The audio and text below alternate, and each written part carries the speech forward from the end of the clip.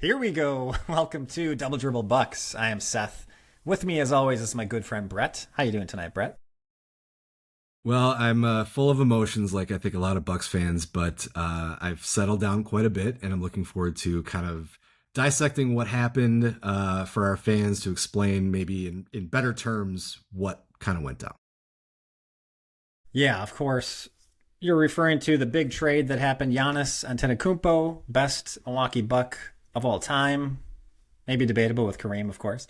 Um, but yeah, he's traded. He was traded. You and I were wrong. We over Yeah. and over said he wasn't going to be traded. It didn't make sense. I think we'll get into some of the media coverage about this at some point, but we're not going to start there. Um, so yeah, the trade did happen. I think we both were a little surprised. It certainly was trending that way. The talk was kind of at an apex that we hadn't seen before. I was getting nervous. I still didn't think it was going to happen, but I don't think you did either. Um, but it did. It happened. A lot of those reports ended up being correct at the end there.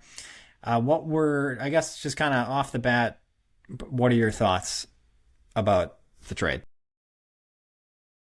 Well, I was definitely surprised. I think, you summed it up well. I did not believe he was getting traded. I thought that it was a good topic of conversation. It was part of this big push to get him out of a small market into a bigger market. I really was surprised. I was surprised that we really were down to only two offers and they were both in the East. I found that very surprising. I would have thought, like, if you're going to trade your best asset, you got to go away. But then as, you start to kind of piece the trade together as it kind of comes together, it's like, okay, well, out of the East, the organizations that I think most people look up to are the Miami Heat and the Boston Celtics, the way that they kind of run their organization. It's very clear the players don't run it, the organization does. They have a way of doing things. And there's a lot of respect for that. So that makes a lot of sense to me once you kind of start kind of diving into that a little bit more. It surprising. Yeah, that's the biggest takeaway. Let's not forget we're also getting rid of Bobby Portis. Obviously, not the main point of this, but Bobby Portis was a fantastic buck for what he brought. Um, but I've kind of come to the point, and I know we're going to get into this more, but I'm okay with things now. I was very surprised. I was very shocked. Sad that the thing was coming to an end. But the reality is, it was going to come to an end at some point in our lives. We would have loved to be able to ride it out forever. But if you want to try to look at it as an optimistic approach, he's older. Bobby's older. They just weren't the same player they used to be. And I think that's the problem. We always get hung up on what they were.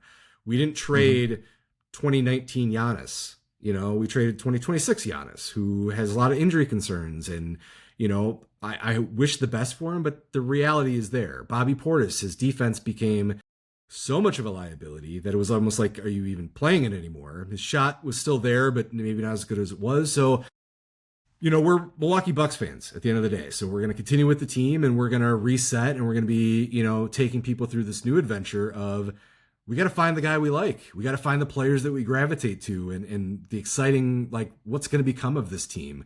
I'm not going into it thinking, well, let's start to be shit all over again. I can't feel that way. I feel like there's a lot of optimism. I think there's things that we could do. So I've come a 180 from where I was maybe about a week ago. Yeah.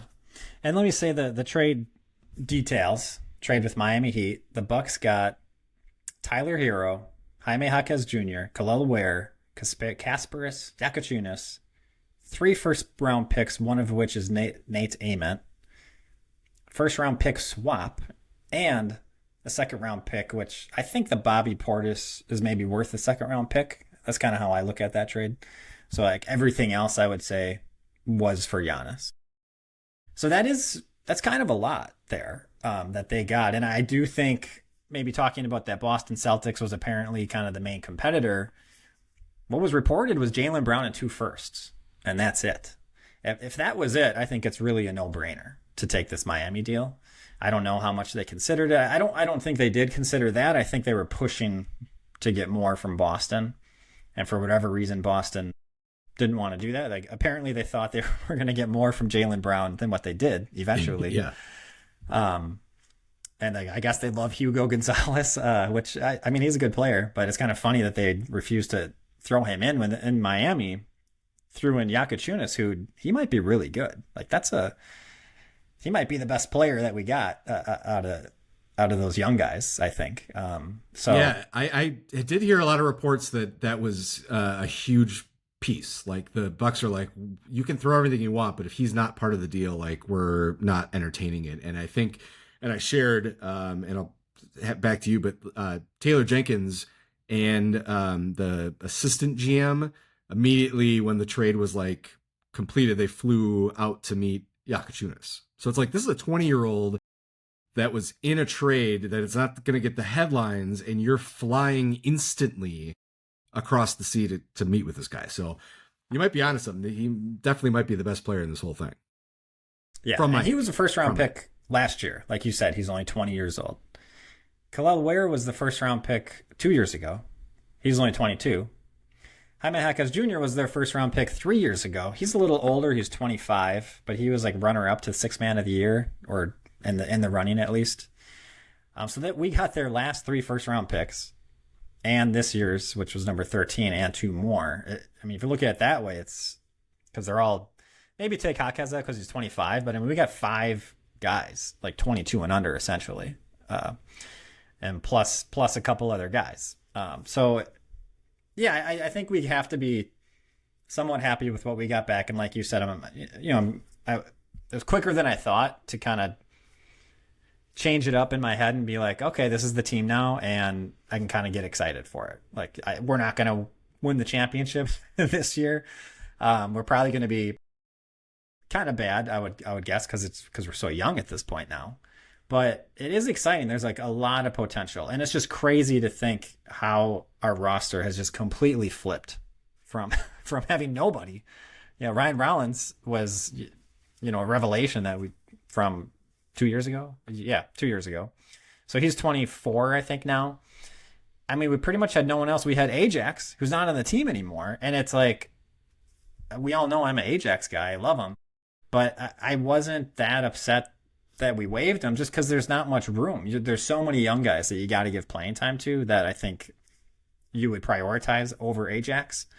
And it's just like, sure, obviously I'd rather have Ajax than Gary Harris or Torian Prince. But I mean, we're at the way end of the bench where I'm like, it'd be nice to have Ajax there. I just don't even think he's going to really play much. So it's kind of funny how the team's worse, and I'm more okay with like not having Ajax. While like with the Giannis team, I'm like, why is Ajax not out there? So we're now it's a totally different team, a totally different approach, a totally different mindset. And I think it sucks. I'd rather have Giannis. Like we would always say, if you have Giannis, you have a chance. You're always thinking it's possible to get to the finals and win another championship if he's on your team. While right now I look at this team and I'm like, hey, maybe at some point, but next year I don't really have those aspirations. So it's a bummer we don't have Giannis. He's incredible. I'm still going to root for the guy, but at the same time, it is it's an exciting reset. I like the direction the Bucks went. This could have gone different ways, and I think we're in good hands. I mean, I've been a John Horst fan, but I am pretty happy with what they did here. They were put in a position where they kind of had to do it. Giannis wanted out as it comes. We know that now, and considering all the variables, I think they did outstanding. Now, you could say they definitely should have traded him a year ago. We would have hated it, but hindsight being 2020, that would have been great. They wouldn't have waived Dame. We would have $22.5 million more for 5 years. There's a lot of, we would have been in a better situation.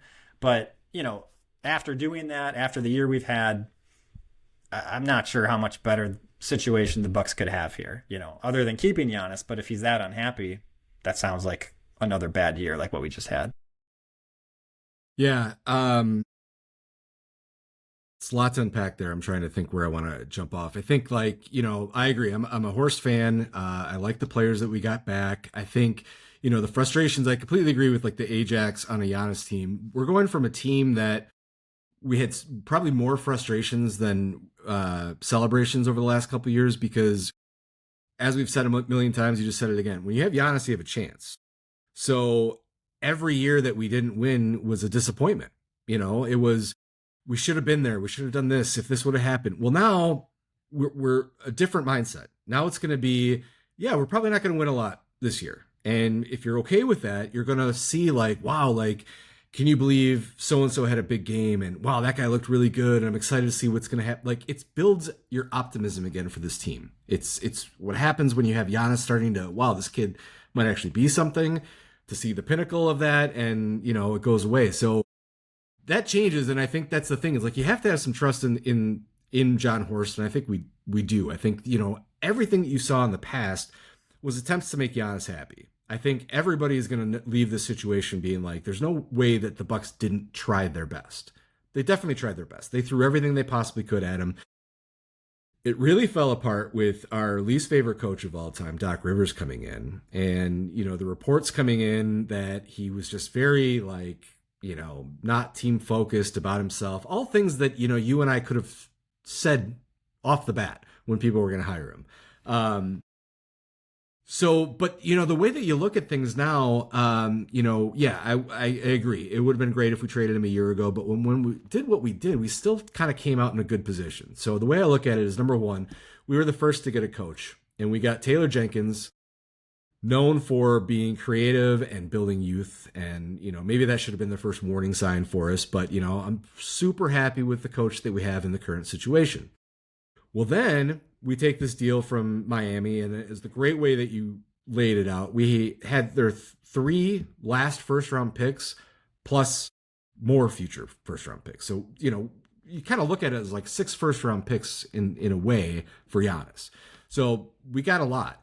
Well, then when you turn around and see that, Boston's deal was laughed at through the league, and Jaylen Brown gets traded in arguably one of the most shocking, weird, maybe bad trades that we've seen in a long time, you feel even better about what you got. And then you start seeing, some of the free agent moves of like the Lakers, and you're like, shit, I feel way better with the situation I have. And it's, I think that, it's easy to be in a dire situation because you lost Giannis, and that sucks, and it's tough.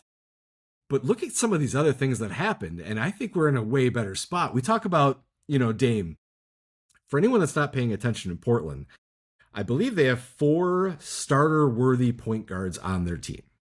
And I don't know how many of them are going to play well together. You had Scoot Henderson, who was, I think, the 3rd overall pick 2 or 3 years ago, and finally started showing something at the end of the season. So it's like, okay, you got this 20-year-old point guard, seems to be up and coming.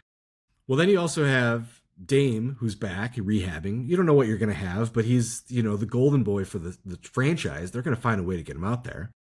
Then they trade all of this, not all of this, but they trade to get Ja Morant to add on the team. Once again, another point guard who is all over the place.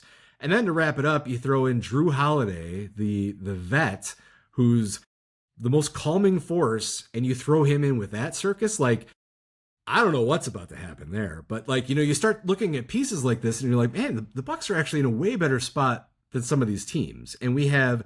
you look at Hero, which I think we all believe is going to get traded. If it's not now, mid-season, he's got an expiring contract. We're not going to pay it. He knows we're not going to pay it. Maybe have him have a little fanfare in Milwaukee for, a couple months, but ideally we trade him now. But then you start getting into some of these other players that make difficult decisions with some pieces we can trade. You got Miles Turner. A lot of us like him. He's kind of a Bobby Portis, like he seems to embrace the city. He seems like a likable guy. We didn't get a lot from him under Doc. So we're all kind of sour on Miles Turner because anybody watching him is like, I don't really know what this guy did. Why were you guys excited? Well, I don't think he was played in position. It just really wasn't done what he was supposed to. You have Kyle Kuzma. Kyle Kuzma has been on this team for a while, and we kind of forget, like, he's got an expiring deal finally. Like, we finally get the gift that keeps on giving of Kyle Kuzma is going to be off our books. So celebrate that pretty soon. So now you got 2 contracts off the books. People are going to want to trade for that. Well, then you start getting into AJ Green. And now AJ Green, you made a really good point. Does he fit this team anymore? And I don't think he does. Much as I love AJ Green, we can admit his defense is a problem. He tries. and he's improving, but his defense is not what you want it to be. He is a spot up shooter, and he can do that well, and a championship team is going to want that. So now you have 4 guys on this new team that bring additional value where you can target some of these players. And what I want to do is I want to get a couple of vets on the team, and Taurean Prince is going to serve one of those roles. The nice thing about Taurean Prince, I think he's a guy that's going to be like, listen to coach, and this is how you do things, and this is how you be successful. And I think you need one more of those guys on the team. Somebody that's not worried about his minutes. Honestly, a perfect scenario, I'm going to bring it all back, would be Drew Holiday. If you could find a way to get Drew Holiday back on the Bucks and tell him, look, here's the deal. Like, we have all these guards that we want you to kind of look in. Like, don't worry about your minutes. Just come back, be loved on the team, and do that. I don't know what Drew Holiday wants anymore. I mean, he's won championships now. He's 36 years old. Does he want one more, or is he kind of okay with his role? I don't know. But we have a lot that's still on the horizon, and I think it's very exciting. Yes. Yeah. And you were talking at one point about having so many guys. And one issue we have is we have like too many guards. I mean, you were saying we want to probably trade Hero. Like, hopefully they do.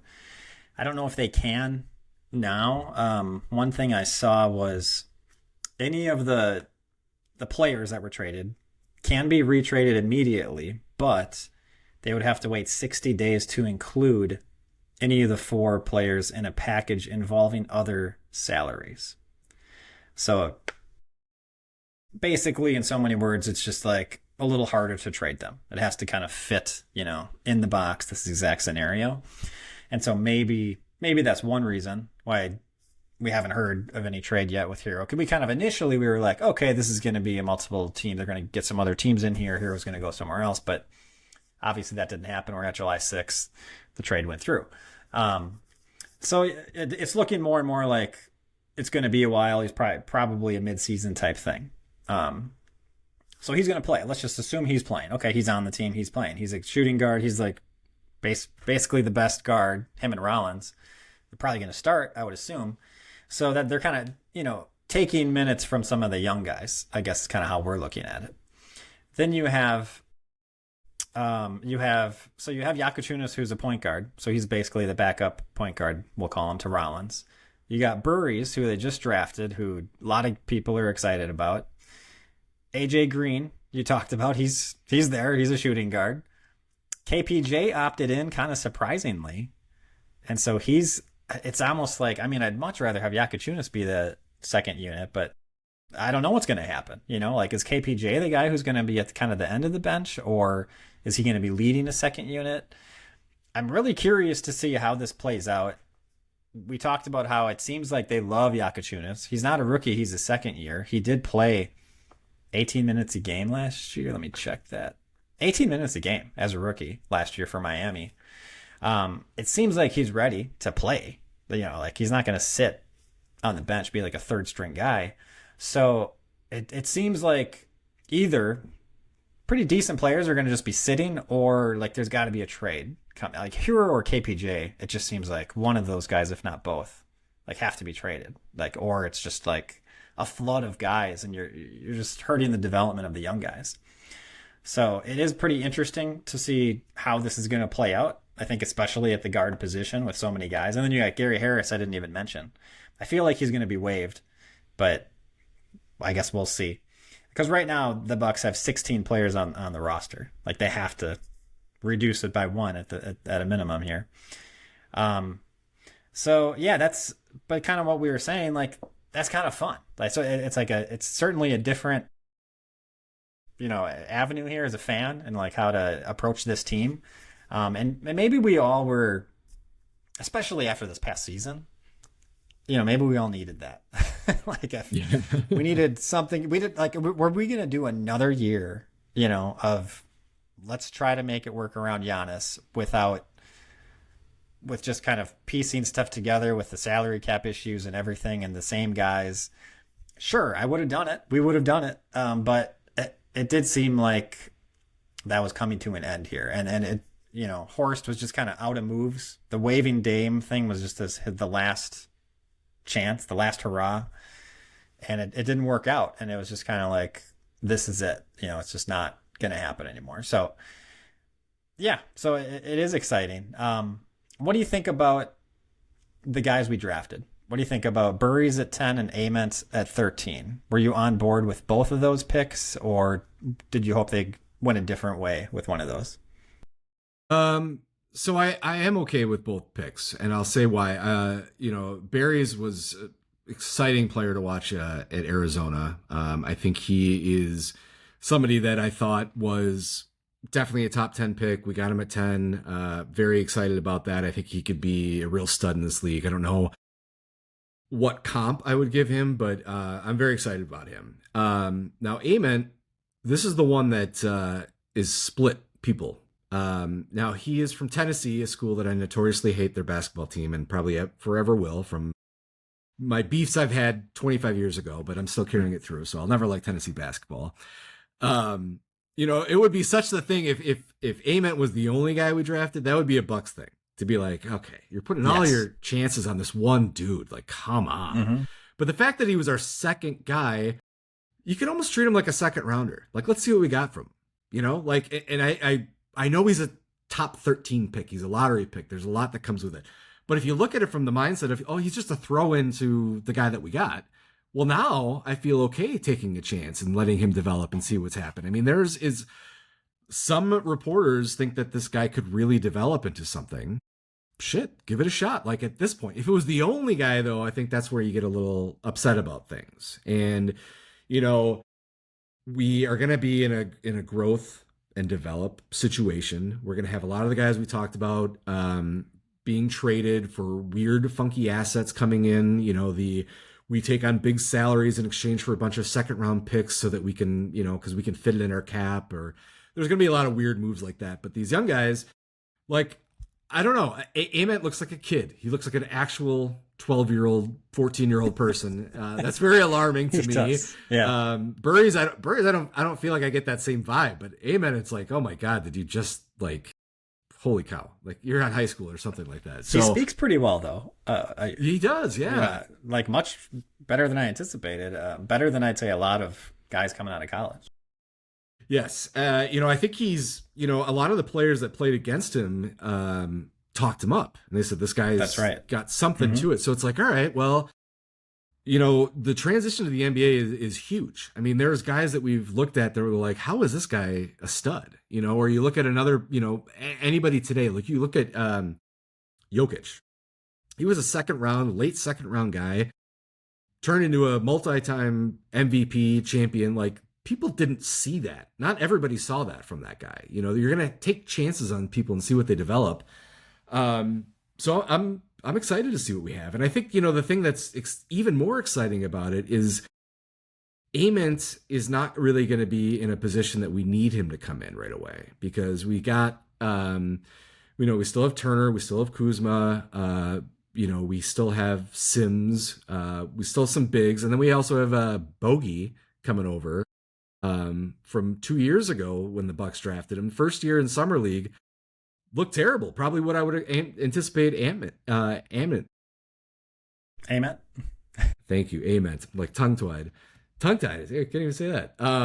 Just looking like just not ready. Which is what we kind of saw when he was out there. So then he goes to Europe, plays for 2 years. Second season wins the MVP. This guy developed. Mm-hmm. Like, holy crap! I'm not expecting that from Ament, but that worked. Bogey was undersized. He didn't look big. I mean, in the little bit of summer league I've seen, he looks pretty good. I mean, he doesn't look like, I would say he's like a Dirk type guy versus like a major athlete. A little more touch. Kind of looks a little funky when he's dunking. But hey, this could be something. So I tie that all back together that, I'm very happy with the pick because there's a lot of upside and we don't have to rely on it. But Burries, I'm thrilled. I think that was one of the top guys I wanted. We got him. I'm thrilled. Yeah, Burries was like a 5 through 10, kind of depending on who you talk to of all the analysts. But he was one of the, I would have probably had him like 5 or 6. I just like that he's a two-way guy. Love that. I also like that he's not super tall. He's not short, but he's got normal sized, but he's bigger, like stout. He's like 215 pounds at like 6'3", I think. So I just, especially after watching the finals, looking at those Spurs guards, that's just what I get excited about with like, he's just downhill too. He'll get the ball. I've seen a lot of clips of him just getting the ball and going all the way to the rim, finishing at the rim through contact. It's just, he really fits what we saw in the NBA this past year, I guess, a lot. He fits, the fast paced, let's go, let's get the ball and go.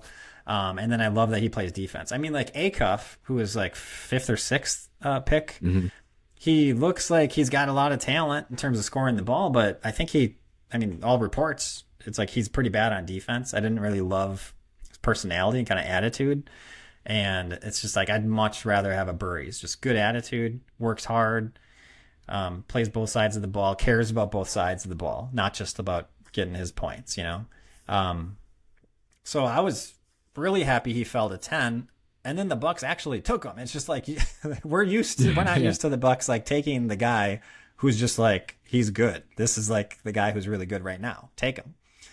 If they only had one pick, like you said, I wonder if they would have taken Ament.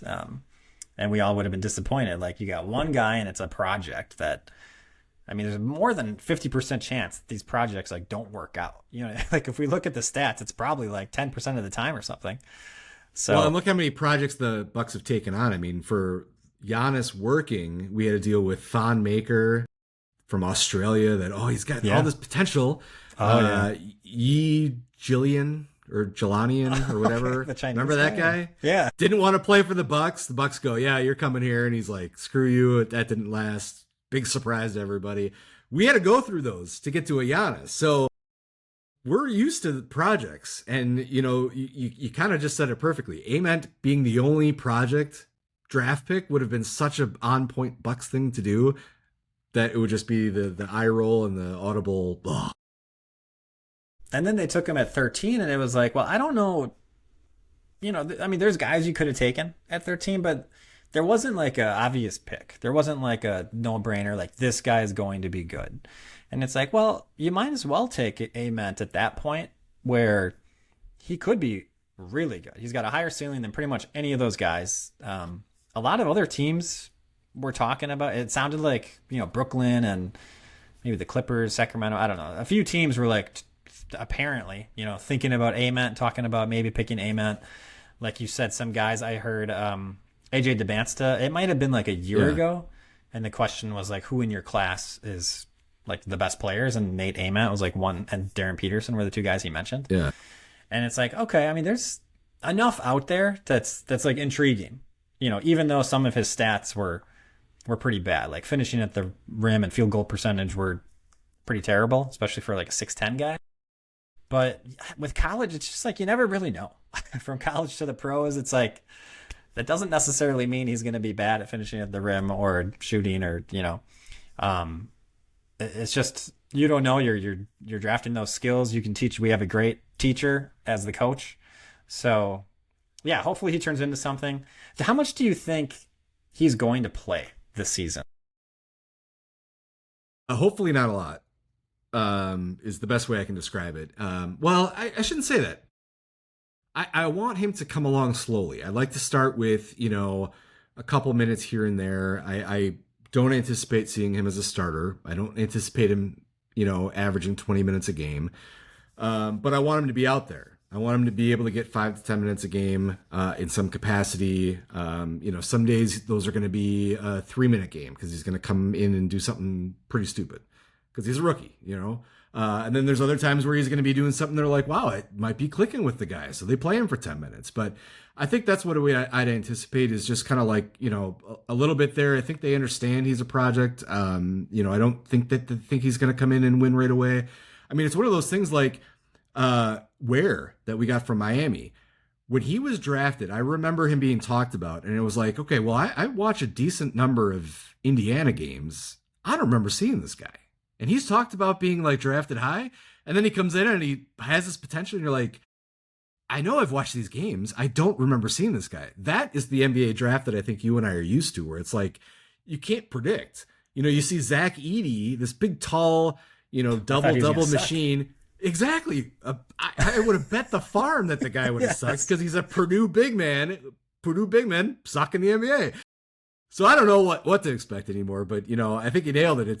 That's the nature of the NBA. The people that you think are going to do well are going to be terrible, and the people that you've never heard of are going to be the next superstars.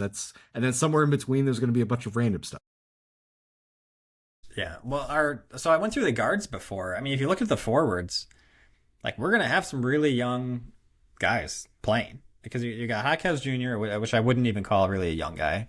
He's like somewhat established, and you have Kuzma. I'd say those are the two. Maybe those are the two starters. Actually, maybe not. And then the third in line would be Ousmane Dieng, who they re-signed. Oh yeah. I'd say those are like the three main guys. Taurean Prince is kind of the vet that's sitting there that hopefully is not playing a lot, but I'm sure he'll play some. And then you got Markovic and Ament, who are both really pretty young. Markovic does have professional experience, like you mentioned, a year or two at Serbia, wherever he was. And then Ament coming out of college, pretty young and, kind of raw. So it's like Markovic might get a decent amount of playing time, and hopefully it goes great, but I'm like you said, there's going to be mistakes, and I guess we'll see how it goes. But yeah, that's kind of interesting at the forward position. And then it's Jang, like, is he just like a main guy? I guess he's been in the league for a while now. He just hasn't played much, which is kind of an interesting player. I don't know how many guys are like that, where they're basically 4 years on the bench and then they get a 4-year contract or 3-year. Well, speaking of the contracts, did you see what Markovic signed? It was like a 4-year, $9 million. I was like, there's not like 19. I think it's like it was like under 10. I think that's like a typical rookie contract. It just seems like where he was picked. surprising. Yeah. Because I only say that because I saw someone else, I don't know who it was, but I saw someone else that had basically the same contract, and I was like, oh, okay, that just must be like the contract for that status wherever they were, second round pick or whatever it is. But yeah, so yeah, like I think Ament is the guy sitting out there. I think he's not going to get a lot of playing time. People get injured. He'll have games where he plays more and things like that, but I think he's probably sitting, and I kind of wonder I'm thinking Prince is going to sit for the most part, or do you think Prince is actually going to kind of get a lot of playing time just to, I don't know, stabilize the team somewhat? Yeah, I mean, I think I think he'll average under 10 minutes. And I think it's because he's got to understand his role. I mean, he's not the future. We're not trying to win 50 games this year. We're always going to try to win, but we're going to really try to see what we got. And we know what Taurean Prince is. Taurean Prince is Taurean Prince. But we don't know what these young guys are. So he's got to come into this being like, look, we're going to have you kind of be a veteran leader. And, that's your role here. We're going to have a couple minutes where you're going to come in and spell some people, and you're going to kind of provide some energy and maybe some instruction out there. But if he starts starting, that's a big red flag right away, because something is messed up if he's starting outside of, let's put past the first maybe 3 weeks, okay? Or the first month of the season. Like the first month of the season is throwaway. Everyone doesn't know what they're doing. They're just trying to do a bunch of shit. Don't worry about that. But if we're starting in, December and January and Taurean Prince is a starter, I'd really have a problem. That's the big red flag. We got to figure that out. That's right. Okay, well then our centers are Turner, Ware, and Sims. Sims re-signed, who I think he seems to really fit kind of where the NBA went this past year.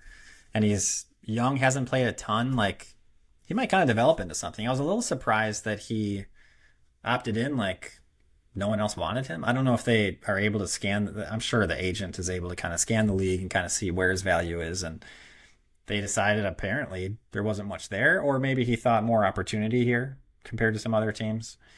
But anyway, I'm glad we have it. I'm curious to see if he develops some. And then Ware, he does seem pretty good. Last year, he had 22 minutes a game. He got 9 rebounds a game in 22 minutes. It's like, that's awesome. I'll take that. We're not used to that. And then he also shot 39.5% from 3. So he can do both. Turner is outstanding 3-point shooter for a center, but for whatever reason, the rebounds aren't there. So with Ware, you seem to get both. He gets a block a game, field goal percentage over 50%, which you want to see.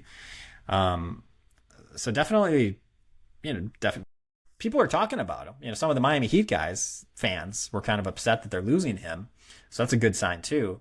So yeah, I think there's definitely potential with Ware and Jakučiūnas. We mentioned a lot of potential there. So even if one of these two guys hits, that's awesome. But yeah, I guess we'll see what we have here. But at the center position, we talked about Turner maybe being traded. Like Turner and Ware, who do you think is the starter? Who do you think 3 months into the season, who's starting? I think Turner's going to start if he's still on the team because he is. If he's starting, I think it's going to be because we have a lot of younger players, and the goal is going to be to try to mix up some vets with the lineups a little bit to kind of keep people where they're supposed to. So I definitely see Turner starting with Ware getting a good number of minutes, but it's going to be kind of a weird kind of mix between them. I don't think there's going to be a lot of 30-minute guys that first season. Yeah. Maybe as you get to the end of the year, but most of them it's going to be we got to see what we have. We got to see what lineups work. The stuff that when I was trying to be optimistic about Doc, when he was changing shit all the time, it was okay, well, maybe you're trying to figure it out. But I think I have more optimism with that. I think you really touched on something though, the new NBA. It's the Wemby OKC NBA where you have big, tall dudes and explosive guards. And the Bucks kind of are building that same philosophy. And you see it with, I talk about the Lakers. I'm sure you listened on my drive home from Indiana. I was listening to a lot of Zach Lowe and Bill Simmons, discussing all these things. They talk about it's well, you need centers. You need to have people that you can throw at a Wemby to try to tear him down. And, we have some centers. We're not competing with the Spurs, but that might be the new look of things. I think along those same lines, though, the thing that you have to watch out is if Philly, Boston, or Miami do not win a championship in the next couple of years, you might see the end of the blockbuster trade, in my opinion. Because if you look at OKC, if you look at San Antonio, they built through the draft. They had lots of shitty years. They had Wemby, who you look at Wemby in a vacuum and be like, that guy is monstrous, and I can see how he's dominating the league. They still had the top 4 pick after already having him on the team. Now, yes, he was injured, but the point is it took them multiple years of not being that great to be able to get some guys to all of a sudden show a little bit of life. That's what happened with OKC. You really have to spend some time, and OKC is the best example with retain your draft picks. Boston doesn't have draft picks. Miami doesn't have draft picks. The Lakers don't have draft picks. These are teams that it's if this just doesn't work for you, you're going to suck for a while. It's going to take you a long time. And OKC has the formula to be look, these are gold. These draft picks could be anything I want them to be. And for OKC, they really are, because it's we're always in the conversation for a title, and we're still getting lottery picks. We could pick and choose what we want. You can take guys that we drafted high that don't fit our need and sat on the bench for 4 years. They might become studs for you, but we don't need them because we're so good. So I think you're going to see a shift in this NBA, because you're not going to see also these, because Giannis is going to have a massive contract. Paul George has a massive contract. Jaylen Brown has a massive contract. Those are 3 guys that recently changed teams that if they can't win, you're going to have people rethinking where they're giving this money, and you're going to rethink what do they want to give up to get these guys. Because there is a world where Giannis is injured every year, and they keep getting bowed out of the playoffs, and they can't build a team around him and Bam, and nothing ever materializes. That is a very real possibility that could happen there. There's another possibility that he wins a couple championships down there, sure. I think it's more likely that they don't win any, to be honest. I mean, I just think that's the way it is. I don't think there's enough pieces. I think, the Bucks being able to potentially be the last team to get all of these young assets for an aging superstar might change the way that people look at that anymore. I don't know. I'd be interested to see. What do you think? Mm-hmm. Oh yeah, I definitely think that's a possibility, especially with the second apron and the way that the agreement is right now. So the next time they negotiate, I don't know when that is. I guess we'll see how. I'm sure it'll change somewhat, but the way the rules are right now, you got Boston making a trade like that. I think partially for that reason. You have the Bucks trading Middleton for Kuzma. And there's a number of trades like that, and choosing not to re-sign guys that helped you win a championship. PJ Tucker, Bruce Brown for Denver. So we've seen that over the past few years have a huge effect, and it's just, I mean, to the credit of what they were trying, Adam Silver and what they were trying to do, it's very hard to keep winning. It's very hard to win a championship, period. But to win back-to-back, to win multiple championships in this era is, so far impossible. So it's really difficult. And yeah, OKC and San Antonio are obviously in a position to maybe do that. And they just, San Antonio was like 3 for 3 for first round picks with Castle, Harper, and Wemby. So that's some luck and some. I mean, they drafted the right guys. They're amazing. OKC's done a great job of building that team, just collecting crazy assets, getting Shea kind of as maybe more than a throw-in, but Shea is kind of like a Yakuchunas in this trade, honestly. Like that was the Paul George trade to the Clippers when they got Kawhi. So they got like 4 picks and this and that, like, and Shea. So pretty much like hopefully Yakuchunas is the next SGA. So they made some great moves. They got some luck, and they're, they have a wealth. They have like more than they can handle. They just gave us Jang for nothing, because it's like, what are we going to do with this guy? And he's probably going to start for us. So yeah, those two teams are kind of above the rest of the NBA, I would say. And then, if you have 2 max contracts, it's typical. So you're in Miami with Giannis and Bam, like that's just really tough. They got to, just like what we've been doing the past few years, they got to find guys on the vet min. DeRozan was just waived. It's like, all right, maybe DeRozan's going to Miami. So you get these old guys, some of them big names, but they're old now and not like what they were. It's not 28-year-old DeRozan. It's not. So yeah, they're gonna get these old vets and whoever, and like maybe they hit on a couple. You just saw the Knicks win a championship, and was it Landry Shamet was on that team?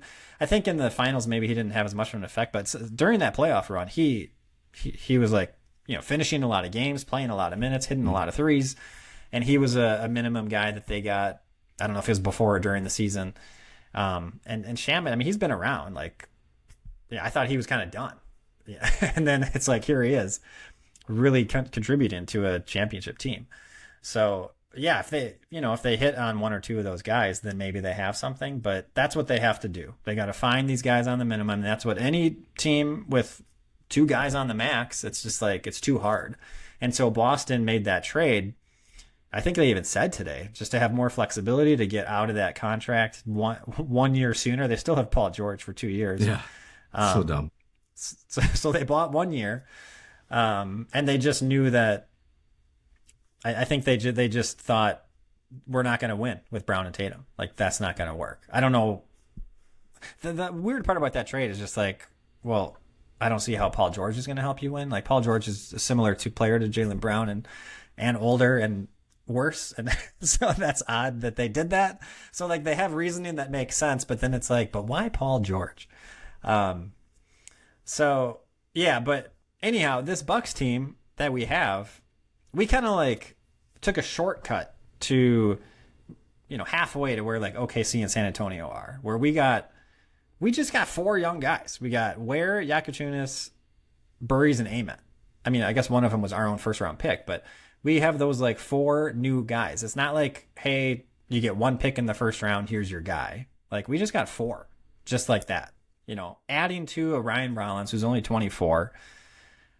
So we have 5 guys there. If you count Hawkes Jr., that's 6 guys, 25 and under, that, I guess we don't know yet how many of them are going to be good. How good are they going to be? But like, that's That's good. It's not just one guy. It's not just two guys. Which that's what the Bucks were looking at. All we had was Ryan Rollins and no picks, like nothing.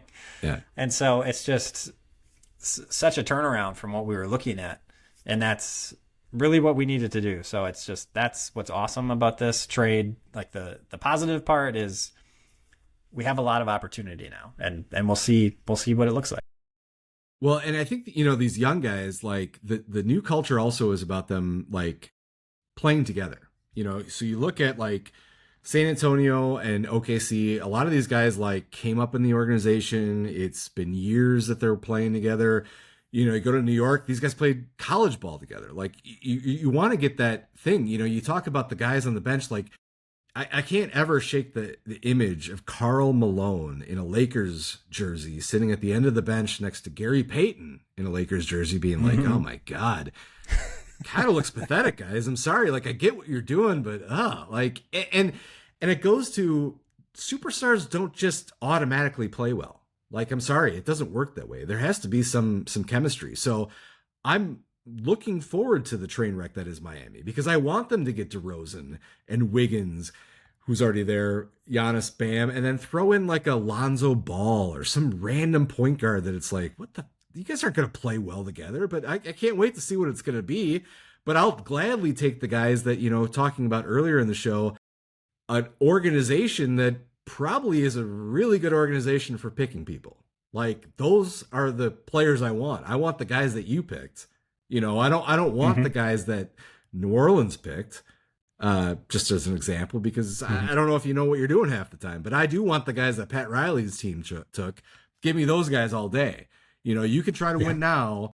I'd rather try to build something and kind of see where we're going from it. So, that's the thing too. It's like Giannis and Middleton and Lopez and Bobby, those guys played together for years before we got to where we were.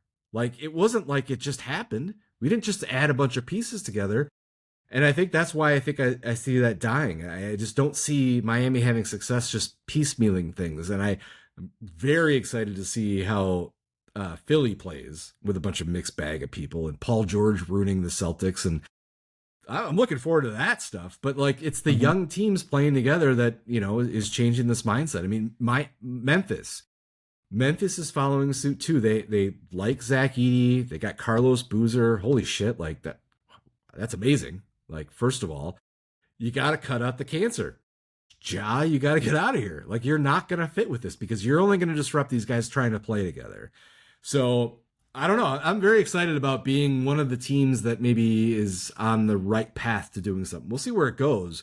But you said it. You got 6 guys right away, under 25. We should be able to play together for cheap for a while.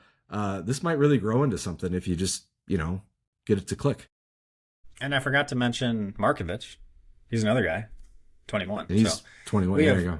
1, 2, 3, 4, 5, 6, 7, 8 guys, 25 and under on the roster now.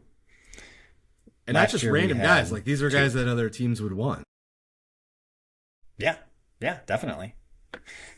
All right, so I did want to get back to some Giannis talk, and one thing I wanted to talk about was the media coverage. Initially, I wanted to apologize to the national media, which we continually criticize and make fun of and hate, but they seemed to be somewhat correct. I don't think overall, I don't think correct every time, every report necessarily, but I'd say there was more truth to the national media reports than there was to the local beat reporter reports. And I was on the side of like, hey, why aren't you listening to the guys in Milwaukee? Like, these are the Milwaukee reporters. They're the one, and they were telling us Giannis wants to stay here. They're, interviewing Giannis. Giannis is saying he wants to stay here. So, I mean, certainly some blame to Giannis because he did want out. I guess we still don't know what he said when. We do know he wanted out. He made this trade happen. So, anyhow, the point I'm making is the Milwaukee beat reporters completely dropped the ball. They've completely lost my trust. It seems like they're completely not doing their job. Like, maybe their job is just to be kind of a homer reporter. That's what they are. I guess. I mean, I should say that is what they are. But I thought that they were supposed to report information to the fans. In addition to being somewhat of a homer, I would understand that. But they seemed they either completely missed this story or they hid it, and that's just either way. It's malpractice. It's really bad journalism on their part, and I'm a lot surprised and kind of perplexed that these national guys, the pundit guys, the big name guys, were kind of on the right trail, throughout the season, and then certainly at the end they were completely right with like the Miami Heat and the Boston Celtics.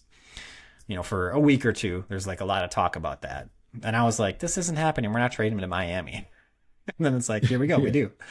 So I was totally wrong on that, and my main point though is I think we've been wrong on the national media somewhat. I'm not going to give them like full, like they were totally right about everything and they handled it great. But a lot of the reporting that we kind of just shrugged off and said like that can't be true. Like, because we were saying there were multiple reports of different things. Like they can't all be true.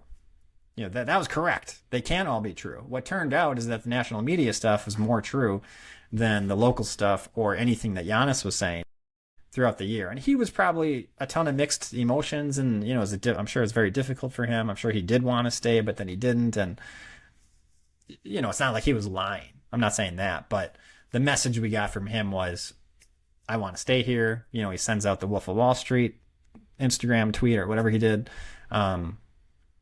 So it's just, probably because I love Giannis, I love the Bucks, I want him to stay. I'm certainly like wanting to believe that. Also it's coming straight from his mouth, so I guess I just believed him. But really, the main thing is these local reporters really let us down. Like what are they doing? And just, they need to be better. Yeah, I was just talking about like the media in general, and I used to, I use an example of, when, not to go political, but when Trump was elected, he was always like, the media sucks. They're terrible at their job. And I was like, oh, he's just mixing stuff up. But I actually think the more I'm looking at it, it's like, it's true. Nobody's asking the questions that people want to ask. Nobody is challenging people, and it goes from any level of media coverage. Like, how the hell was there not any local person that challenged Doc Rivers during his tenure at the Bucks? Nobody seemed to ever push back. They were sitting there kissing his butt and acting like he's, oh my God. Like, you have to have no fear to say, do you actually have your head up your own ass? Because that's the question. I'll expand if you don't understand it, because you're that stupid that you can't understand what I'm saying. But nobody does it. Oh, yeah. Hey, interesting choice to play Torian Prince the entire game. Yeah, it was. Okay, move on with your day. Like, what the hell is your job? Like, this is the thing. This is the reason that the podcast community is growing, because people can't trust these people. You get paid to do this. And, the Milwaukee Bucks are the redheaded stepchild of the state of Wisconsin. The Packers are king. They're always going to be king. Everyone cares about the Packers. The Brewers are second, and people have to be reminded the Bucks exist. Not Bucks fans, but these reporters, I think people don't care about the Bucks. So I'm not going to fill up a lot of your time. I'll just report some fluff and here you go. But this is a championship team with a multi-time All-Star, multi-time MVP. You should have been reporting this thing like this is the king of the state. The Bucks have won a championship more recently than the Green Bay Packers, more recently than the Milwaukee Brewers, and you still act like they're third. And they may be for a lot of people. That's totally fine. But like, take the job with a little more seriousness and report and ask some questions and push back on something. The media, this is why we don't believe them, because they just are trying to fill in some time. So I could completely understand an ESPN reporter being like, yeah, Giannis should go to Miami. Yeah, great. Talk about that. That makes sense for you to have that conversation. There's no truth behind it because you're just trying to fill air, because the local people would be telling me this, right? Right? No, because they suck. And this is why the press credentials have got to come to us so we can ask these questions and not have fear and have the actual question. you're touching on it in such a nice way, but it is infuriating to me that we were, malpractice is a great way of saying it. They didn't do anything. I don't even know what you were doing when you had this job. Like, nobody was even sniffing around this. Like, all these reports coming out after the fact. It's like, we should have known from day one that Doc put in a private golf simulator. That was news to me. I was about to say that. Yeah. How is that possible? Well, it's like, this clearly was known. It's in the facility. Right. So maybe when they started 2-8, maybe there is an article about that. Or maybe when they're obviously not going to make the playoff. Like, there's many times throughout this past season that story could have and should have come out. And you wait until, like, when did that come out? After Giannis was traded, I think? Well, after the trade. Yeah, right after Giannis was traded, then it comes out. It's like, how long were you holding this? Were you planning this story for like a year? Jim Blue Sky O? I need more from you. First of all, get on Twitter. Like, no one's on Blue Sky, Jim O. Gosh. But I was about to make the exact same point, that it's like some of these things that you reported on, and that happens every once in a while. It's like after the season, you report on like all the stuff that happened. It's like, why are you holding on to this for 6 months? Like, let's hear about it. Give us, especially during the season we just had. I just don't get why you wanted to like keep this like image that it wasn't that bad or something. Or it was just like, we all knew it was bad. But why, like, give us the details. Like, just basically do your job and just tell us what's happening. And they didn't do it until Giannis was traded. Then it's like, oh, here's a story. And then someone else had a story, too, the same week. And it's like, what the hell's going on here? Yeah, I mean, the job of the media is to report on what's happening, right? And so, like, your job is not to defend the team. Your job is not to make everything seem rosy all the time. Yes. Like, you should... I understand players are like, well, I don't want to have these conversations in the media. Tough. That is why you get paid millions of dollars, to actually address these questions to the media. That's why you are required to talk to the media after every game. It's not optional. You don't get to choose. You have to do it. So if you have to do the reports, you are going to have to answer the question. Hey, Giannis, what do you feel about Doc Rivers, number one, not showing any excitement for joining the Bucks? Let's talk about that, number one. I do have a follow-up question. And the follow-up question is, what do you think of this guy alienating the team from day one by building a private golf simulator that takes away from all of the team chemistry that you have? These are two questions that I'm going to ask you right now, and I refuse to leave until you answer them. If you don't have the balls to answer it, just say, I don't have the balls to answer it. That's how I would report it. So, because then I love it. Then the guy's going to be like, well, I have to answer it. Be like, okay, you know what? Don't answer it. Don't call me again, because everybody's going to know this guy's going to ask a question that you don't want to answer, but we all want to know the answer to. And nobody exists like that. And it's just like, you talk about AI replacing a job. AI can replace a Bucks beat reporter big time. Wow. Good call. Yeah. That'd be significantly better. Write up something. There you go. Yeah. Yeah. There's no person that they're going to get mad at either. It's just like, it's AI. What are you going to do? I want that. I want that to happen. Maybe we should create our own AI beat reporter and just be like, make a happy story about the Bucks after this game. And just, that's all we do. That's right. I think they all, it's hard because they talk to him all the time. They're with him all the time. They have to, understandably, they want to be friends with them in some way. But I think it's too much. It's too much that way. And I think they're too much like wanting to be the one that Giannis asks for that one-on-one interview. Like when Giannis gives the one-on-one, like I want to be that guy. So they're never going to be negative. They're like always going to be positive. They're always going to like have up fluff pieces. And I don't know if you saw the interview with Jim Paschke that Giannis did. I didn't see it. I saw that they had the interview, but I haven't a chance to watch it yet. I didn't see the last 5 minutes, but I saw most of it. And it was the biggest fluff piece I've ever seen. It was ridiculous. It was the worst interview I could have imagined. I thought this was going to be about, how you came to this decision, like what happened over the past year. Like, did you want to go to the Knicks? Like what, like some of these questions I thought would maybe come up. He did take a 30 seconds, a minute to kind of talk about how, it's, why he wanted to make the move to Miami, basically, like it this time comes to an end, and I want to win another championship. I wasn't sure it was going to be here. In so many words, it's essentially what he was talking about. But that was it. Then it was just like reminiscing, for half an hour. And Jim Paschke's like telling him like that he's God. I mean, basically, he's just, oh, you're the best, you're the greatest. Oh, you haven't changed at all. You've been awesome since day one. It's just like over and over again. Like, is this an interview? What is this? There's like music and interludes at some point. It's like, oh my God, it was a waste of my time. It was like, this is dumb. I'm not getting any real thing from Giannis except for that 1 minute where he talked about how this was time for him. And he talked about how he was scared. It might not be the right decision. I mean, I actually appreciated that minute that he was talking about that. And I just like, can you have a follow-up question? Can you, like a few questions here? Can we just talk about this I thought this was the whole point of the interview, but I guess not. But that was good. Other than that, it was just a fluff piece.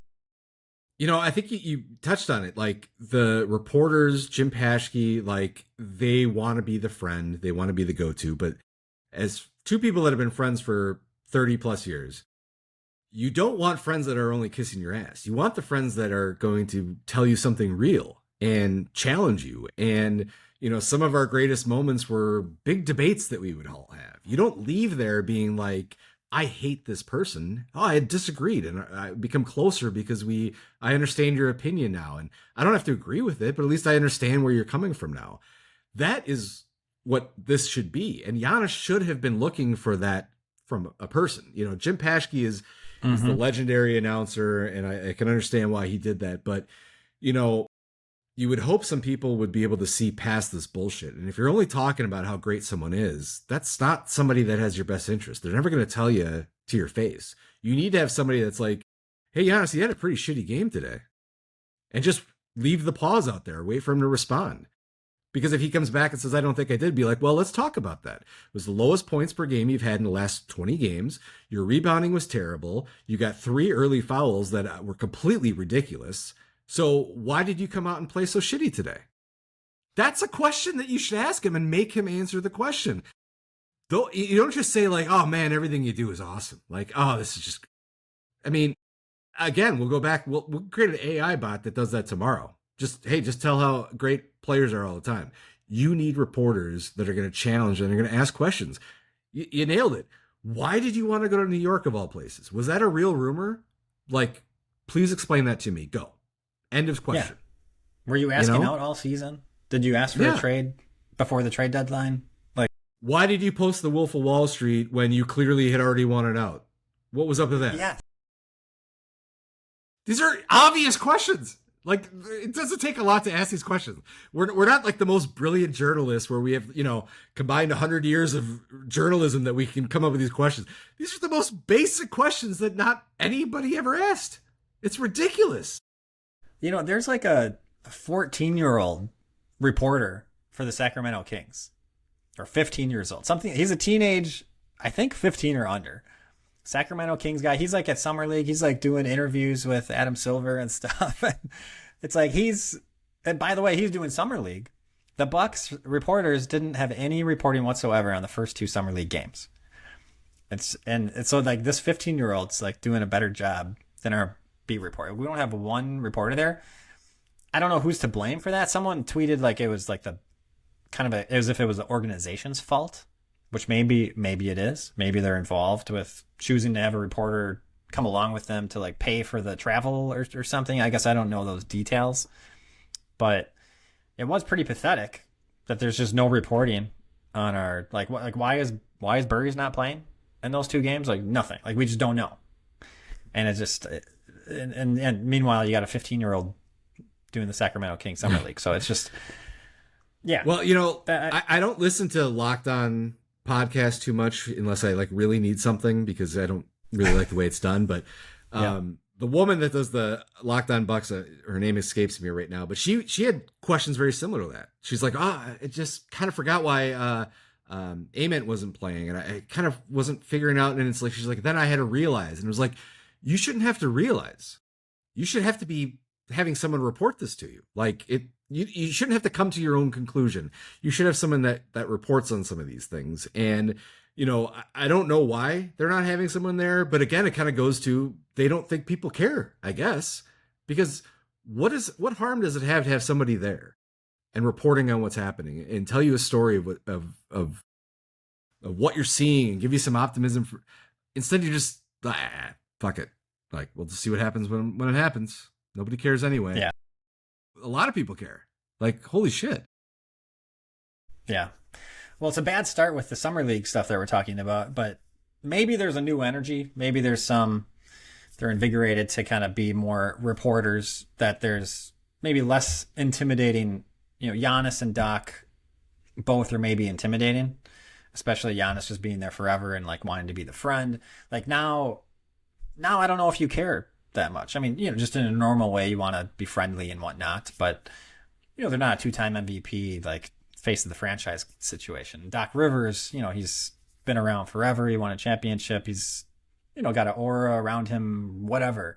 Someone that maybe you're afraid you're kind of tiptoeing around.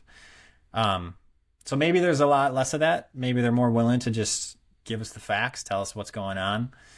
Taylor Jenkins, first season here, he's established, but he's just a guy. He's not someone to be afraid of, right? So yeah, I guess we'll see. Go ahead. I was going to say, I've actually had conversations in the last 2 weeks alone where people have had similar type things where like, are you really going to say that to that person? It was like, well, yeah, that's why I said it. Like, it's just a person. Like, it's not, I don't know who you think you're talking to. And I'm not saying something offensive to them. Like, I'm not going to go up and say the worst thing I could think of to a random person. Like, that's just insane. But if somebody does something, I will ask them about it. And someone go, I can't believe you would ask them about that. Well, what are you talking about? As George Costanza says, we're living in a society here. Like, you can't just go about your business and not have questions for people. You have to ask them. And I have respect for people that ask me a question that might make me uncomfortable, but that's what you're going to learn from. I don't want anyone to ever dance around something. So yeah, I will tell so-and-so the exact thing I just said it. Maybe I'll say it with a little tweak of my tone in the situation, but at the same time, I'm still going to ask that question. It's not meant to disrupt them. It's not supposed to be mean, but Giannis being an MVP, you can still say, you had a bad game today. Tell me about it. Like, to sit there and be like, I can't say that to a two-time MVP. Why not? Is he going to murder you? Is he going to prevent you from working again because somehow he has the most power to control your personal life? Because how dare you quit? Well, then that's what your report is. This guy is terrible. He can't answer a question. He's trying to ruin my career because I dare challenge him. You could win a Pulitzer Prize for having that type of reporting. But instead, you just sit there and nobody does anything and nobody challenges it and nobody says anything. And it's so frustrating. I'll try to get off the soapbox, but it's just like, it really is like incredibly bothersome that you can follow a team and not have anybody that just pushes back in even the slightest. You just take it for what it's worth and run with it. And you don't even run with it. You just exist. Just nonsense. Like, who gives a shit what you write anymore? Yeah, and there's more opportunities to have those jobs. There's more of those jobs around than 20, 30 years ago. There was like a couple, like everyone got their news from the same place, 30, 40 years ago. And now anyone can do this. A 15-year-old in Sacramento is doing it. There you go. I don't know what platform he's on, whatever, but anyone can have a YouTube channel. We have a podcast. We're nobodies. We just threw this podcast out here. Anybody can do it. And if you are established, you can have like a Substack and people can subscribe and you can report independently. There's so many avenues in addition to like more platforms. There's like Barstool Sports and like whatever. There's like a bunch of different places. So I think there should be less fear from those reporters. The reporters should have less fear from what a player, like they're going to blackball them and like they can't get a job kind of a situation. Like, Maybe there's some truth to it. I don't know, but it seems like that would be much less true now than 40 years ago. That I could see. Yeah, Definitely. I agree completely, because they also respected the anchors. They, Walter Cronkite was like, oh, this guy is the best. He's good at his job. That's the end of the statement. Like, he's not like some, he didn't reinvent anything. He just delivered the news. You trusted him. That's the end of the story. Like, I don't know where else you're putting this person, but like, he just did his job. It's John Mulaney has a joke where the New York Post celebrates people for doing their job, where it's like, hero tutor teaches kids after school. And he's like, yeah, that's their job. Like, I don't understand what you're talking about. But, that's true. There is like, people need to have less fear. You're just talking to people, and just like, we should be engaging. It's the same thing when you look at celebrity culture. Who gives a shit? I mean, honestly, who cares? Like, you could get worked up into it, and if you find it entertaining, great. I'm not saying that you're stupid for liking it, but like, don't not talk to somebody because of who they are. You might not want to interrupt Tom Hanks in the middle of his dinner because it's just rude. But if you're sitting there waiting for the coat check, hey, Tom, how's it going? I like your movies. End of story. Period. Like, why is that a big deal? Like, you're either going to have him respond with, oh, thanks, I appreciate it, or be so massively insane that you'll have a story for the rest of your life. Oh my God, Tom Hanks is nuts. I said I like his movies, and the guy flipped out on me, and like, I highly doubt that's going to happen. Just come on, let's have less fear. Let's have these questions. Let's go back to it. Let's do it. All right, let's end with this. Getting back to the Bucks team. This year, who knows? We might not be terrible. I think it's possible that we're decent. I think it's possible we're fighting for a play-in. I think that's on the table. I can see that, yeah. But one thing to point out is we don't have a draft pick. We lose. If we get the number one pick, we don't get it. It goes away. So knowing that, does that change how you approach the season at all? Are you obviously you're trying to win, but I mean, in terms of some moves you make, like, do you keep Tyler Hero on purpose because you like kind of want to win a few more games, or do you like not care whatsoever if it's the first pick, it's the first pick, whatever?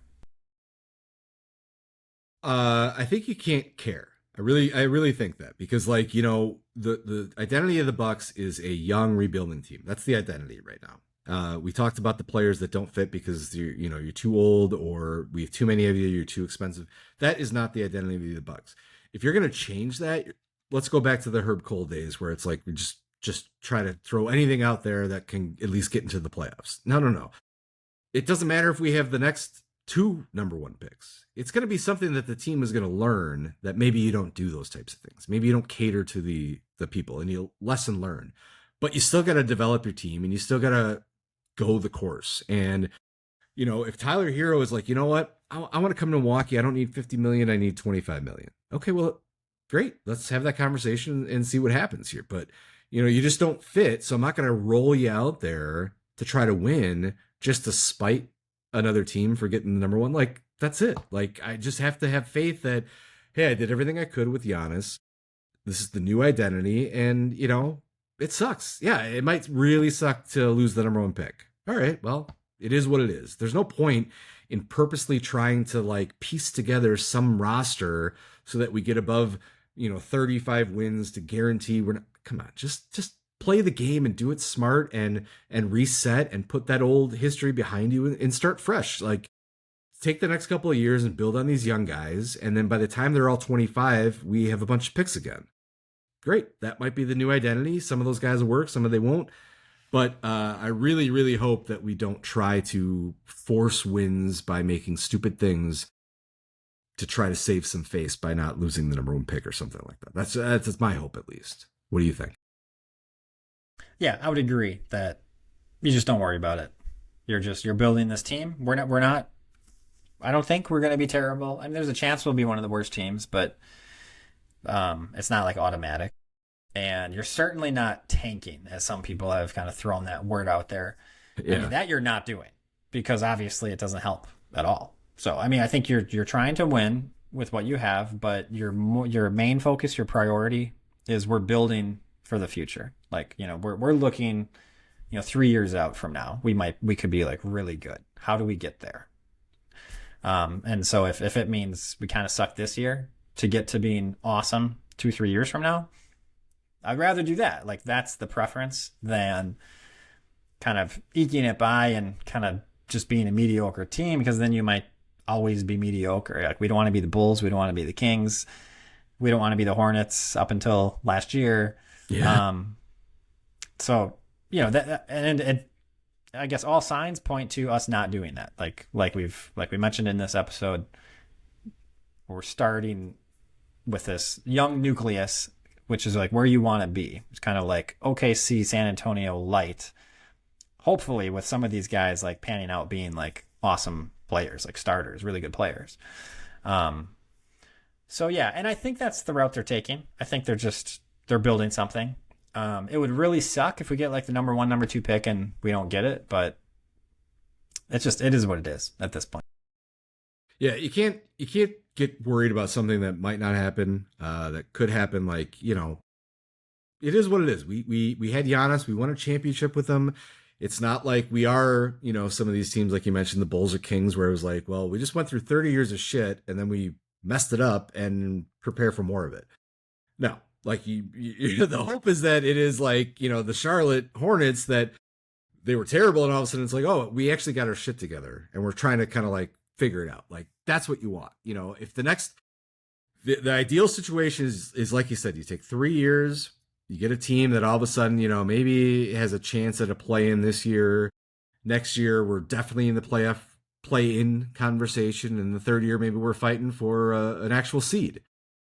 That's going to be great, because if all of a sudden we become a playoff team and then we all start having multiple first-round picks, it's like, okay, well, that's exactly what you want. But there's no point in tanking, like people have said. There's no point in trying to prove something. You have to go along for the ride. This is really the test for a Bucks fan. And you and I have seen plenty of people on Twitter that thought the sky was falling from any time that anything happened. I'd be interested to see how they are. Are they really going to be Bucks fans now when this is going to be it? This is going to be the bottom before we reach up. So the bottom might not get much higher, which is always a possibility. I don't think the Kings have thought they would be so shitty for so long, but they have been. But hopefully this is it. This is the worst time you've ever felt, where it's like, oh man, I was so mad that I had Kobe Bryant at 18 and Michael Jordan at 20, because these guys, I don't know. That's the hope, right? You hope you look back and be like, wow, that was the lowest I ever thought was 2 of the greatest players ever being on my team at age 20. That's the hope. You just got to have that faith up. Yeah, and we have a lot of hope with 5-6 guys. And like you said, 2 firsts in 2031, 2 firsts in 2033. So, yeah, a couple years from now, we're kind of like the current San Antonio and OKC, with awesome players, young guys, plus like so many picks that it's too much. It's like you're too rich. Okay, yeah, I think that'll do it for this one, which might be, I'm going to call it the last one of the season, we'll say. Yeah, if you got emails, any questions, what do you want us to talk about next time when we kind of start the season off? Which, if they make some moves, maybe we'll jump on in the summer. Otherwise, probably closer to when the season starts. But email us at doubledribblebucks@gmail.com. Follow us on Twitter at podddb. Subscribe and rate us. Follow us. Do all that stuff. Until then, go Bucks.